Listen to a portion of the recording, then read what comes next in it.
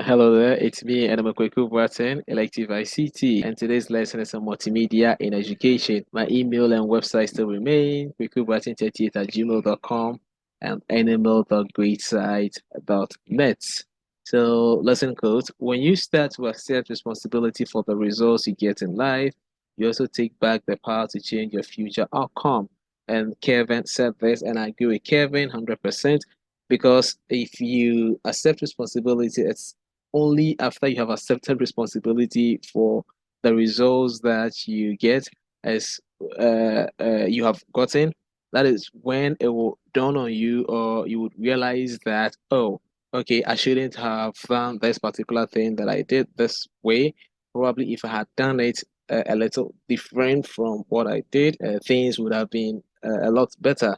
So, after you have accepted responsibility, then you would realize and notice that you did certain things that you weren't supposed to do in the first place. And once you realize this, it helps you to take back the power to change your future outcome. So, going forward with the past experience behind you, and as an example, you are likely to make better choices, better decisions, which will give you better results or better outcome. So, as when you start to assess responsibility for the results you get in life, you also take back the power to change your future outcome. And then Kevin said this. Now, so lesson objectives: explain concepts associated with ICT in education, explain multimedia, list advantages and disadvantages of using multimedia in education.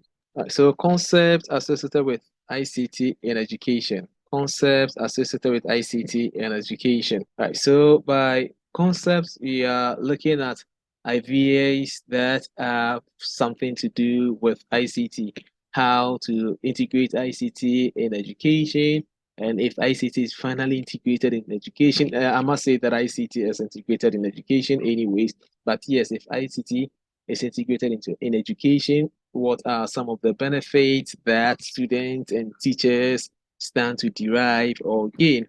Or seeing that ICT has been integrated in education, what have been some of the benefits that students and teachers have derived? So we are looking at all these, and then devices and tools or platforms that help us to integrate ICT in education. So you're looking at all these as concepts in integrating ICT in education. Now, so ICTs have become one of the basic building blocks of modern schools, as they use different sets of ICT tools to communicate, create, disseminate, store, and manage information. So, yes, so there are a lot of ICT tools that are used to communicate. When it comes to communication, email is one.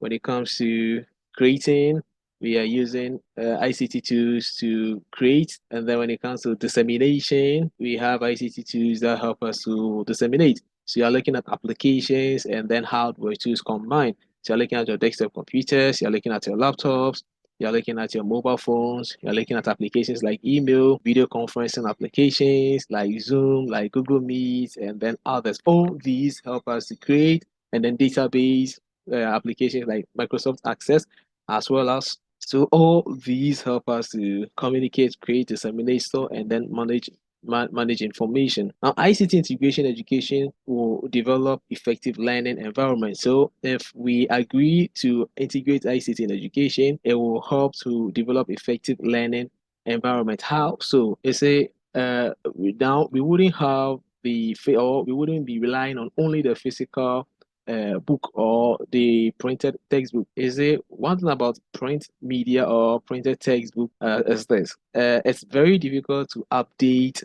uh, textbooks. All right. So because they are printed, if you want to update it, it means that you have to reprint the whole thing. And then looking at how costly printing textbooks are, it becomes very difficult to just be printing textbook as and when there is an update. But if we have part of our learning and teaching, so if we have ICT integrated in our learning and teaching, where we have a library full of computers connected to the internet, where students can go and then have research as well as reading ebooks or PDF on the computers. So this helps students to get up to date and up to speed information. So by so doing, it has helped develop effective learning environment. It will also act as a teacher and explain core content. So if I use your computer assisted learning and then computer based training, but with computer assisted learning, you're using your computers to give instructions and then to teach. So it helps as a teacher, or it acts as a teacher and explain core content. It will foster analytical thinking and network a learner with the peers and experts. So you're looking at a platform like Quora where people ask questions. You have experts on the platform who answers questions that students or people ask. So by so doing, you are being networked with peers because you have other students on that same platform. And so if you are not being networked with your peer, then you're being networked with an expert where you ask questions and then these experts come out with answers, facts, and even better resources that you can further read to understand the whole thing. So integrating ICT in education is a very good thing. And then the benefits that we stand to derive are enormous. So it is a good thing. And then it also helps to develop a collaborative atmosphere. Right. So e-learning, web-based learning, computer-based training, computer-assisted learning, blended learning, and then online learning are all ways through which ICT can be integrated in education. Google Classroom, Zoom video conferencing app, Google Meet, various learning management systems or software, projectors, laptops, smartphones, interactive whiteboard, hypermedia, and internet are all things and platforms that facilitate the integration of ICT in education. So basically, what we are saying here is that to integrate ICT in education, don't forget that ICT tools include devices and then the application of the software, so the hardware and then the software, as well as other platforms that are available for students or teachers or people to use. So if you're integrating ICT in education, then we are looking at things like our laptops, we are looking at things like projectors, we are looking at things like interactive whiteboard. And if we have all these things, then we need software applications to help us do the work or get the work done. So we are looking at learning management systems or software. We are looking at Zoom video conferencing apps that will help to facilitate e-learning. Then we have Google Classroom that also helps in e-learning, which can be asynchronous or synchronous. We have Google Meet and other online or learning platforms. So all these come together to help integrate ICT in education. Now there is ChatGPT, there is Google's Bard as well as other helpful platforms and multimedia. So multimedia is the combination of text, graphic, animation, audio, and video, and presenting and communicating information. So when we treated or discussed information systems, we came to a topic called, or we discussed a topic under information system called media types used in presenting information. So under media types used in presenting information, we looked at text, we looked at graphic images or pictures, we looked at videos, animations, and then sound. So these five media types that we discussed, I made mention there that when you combine all of them or any of them to present information, it is called multimedia. So multimedia is just the combination of all the media types that we have, such as text, graphic, animation, audio, or video, and presenting and communicating information. This multimedia can be linear or non-linear. So with linear multimedia, it is designed to be presented in a sequential manner. And this is the meaning. So if something is presented in a sequential manner, it means that it is one after the other. And if it is one after the other, what it means again is that the learner does not get to interact with whatever is being presented or whatever the instructor is showing. So with linear multimedia, it's in a sequential manner, like linear. So you don't get to interact with that particular thing that the instructor is showing you. So a very good example of linear multimedia is you watching a presentation slide or a PowerPoint slide being presented by a lecturer or by your teacher.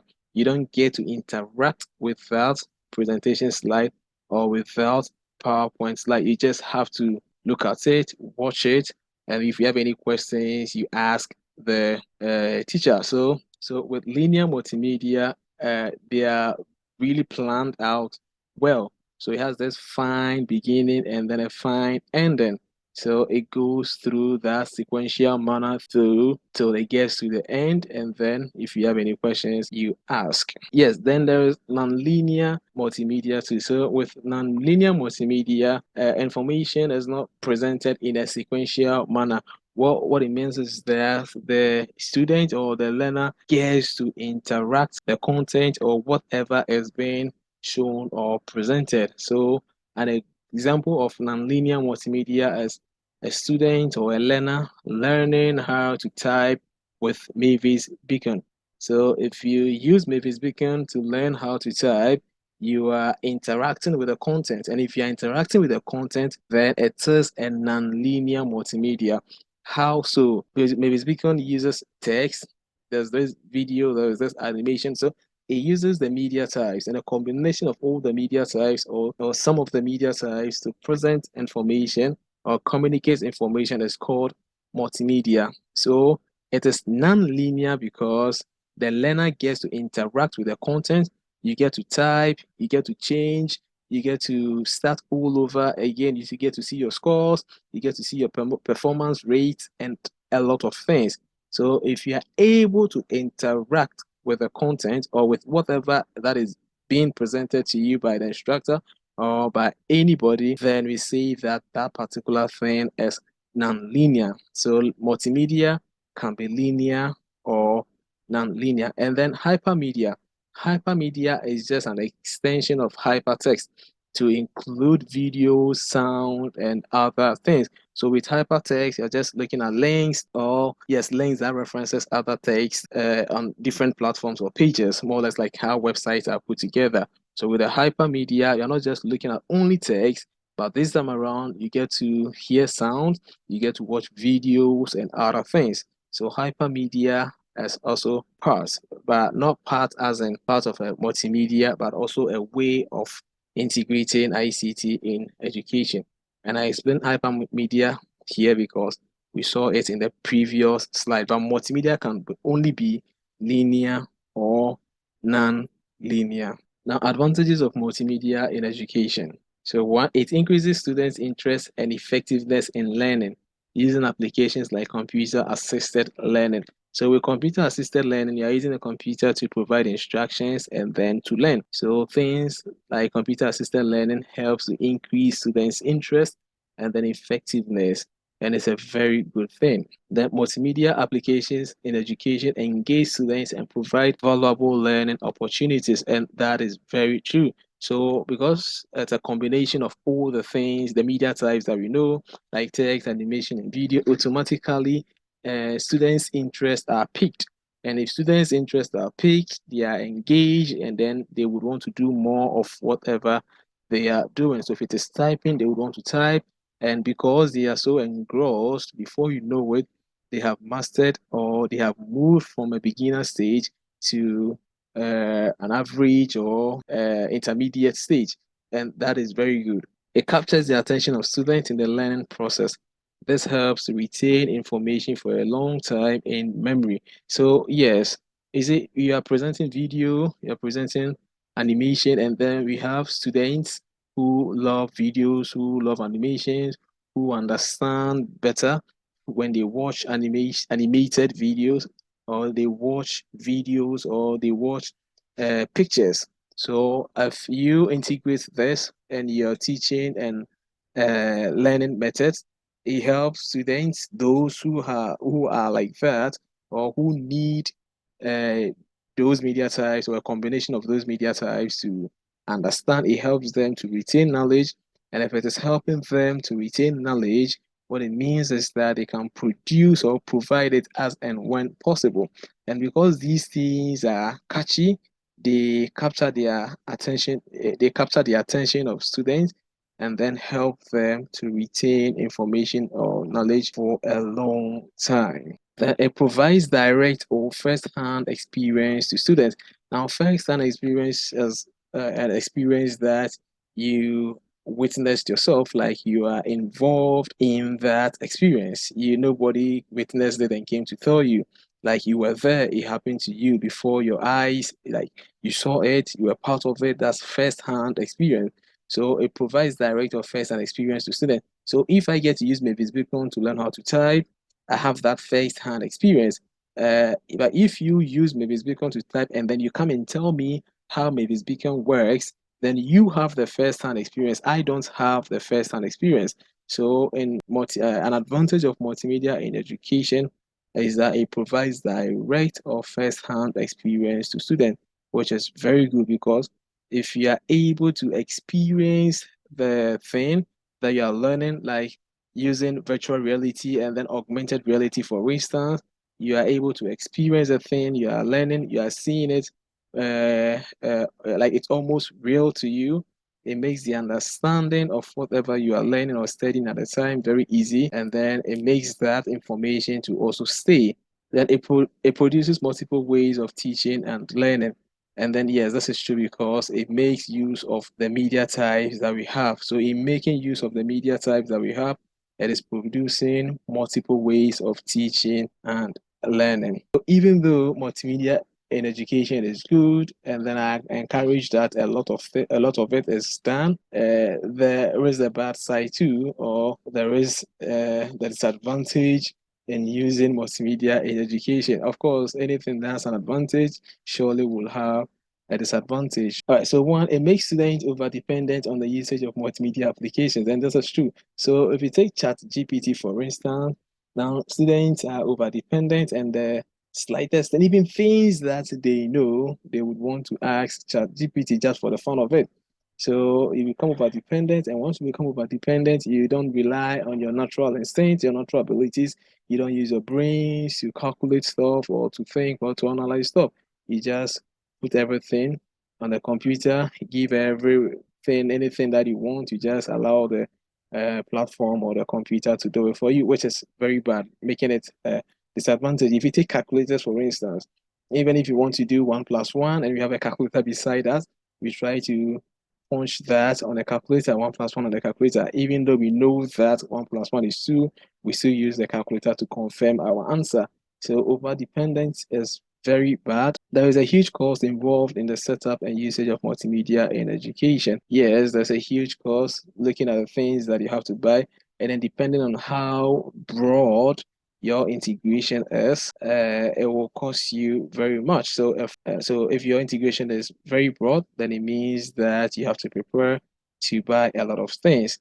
But if your integration is okay, as within range or size, then yes, you're still going to buy stuff. So it doesn't matter how big or small your integration is, you're still going to buy stuff, and these stuff can be expensive. So there is a huge cost involved in the setup and usage of multimedia in education. The lack of appropriate skills of both teachers and students, yes, having the right skills to use a particular multimedia, or having the right skills to use a particular application, or even to navigate your way around a particular software can be frustrating. And if you're not able to use that for software, you're not getting the benefit the software is able to give. And if you're not getting it with time, you wouldn't be interested in using that particular software, and then that is a disadvantage. So lack of appropriate skills of both teachers and students. The resistance to change. Yes, people don't like change. Change is constant. Change is good, but change is something that people don't like. And then you would have people who would say that, look, we are used to doing this thing this way, and I think we want to continue like that. So resistance to change is also a disadvantage, and integrating multimedia in education. The lack of time required to plan, design, develop, and evaluate multimedia activities. And this is very true, and it happens a lot because you really need to plan what you want to do. You need to design how the input, the output, the process, and everything that you want to show the student, or how you want the student to go around that particular software, how the lesson you want them to learn at the end of it, and everything. And if you don't have time to plan, you're not going to get the full benefit of that particular software or platform. So it's a disadvantage because you really need time to plan to do all these things. Then non-acceptance of digital culture. Yeah, so the way and manner in which people use and interact with technologies in their daily lives is what is known as digital culture. So if you have people who are not willing to accept digital culture, it will be very difficult for multimedia to be implemented or to be integrated in education. So non-acceptance of digital culture is also a disadvantage of multimedia in education. Then it is easier for students to lose focus or carried away if not well monitored due to the excitement some multimedia applications bring. Yes, multimedia can bring a lot of excitement, and then seeing that students love excitement, if they are not properly monitored or well monitored, of course, yes, they can be carried away. And once they are carried away, it becomes a very big problem. It means that you are not getting what you're supposed to get from that software. Instead of focusing, you are doing other things. And if you're doing other things, you are not deriving the benefit from that particular software. So it is a disadvantage if they are not properly monitored. All too soon, we've come to the end of this lesson. Try to enhance on the following: define multimedia, clearly differentiate between linear and non-linear multimedia, list 4 benefits of multimedia integration in education, list 3 devices and 2 platforms that help in ICT or multimedia integration in education. Say 3 disadvantages of multimedia in education. So thanks for watching. Next tutorials will be on network concept. Subscribe and keep the channel active. Until we meet again, it's bye for now.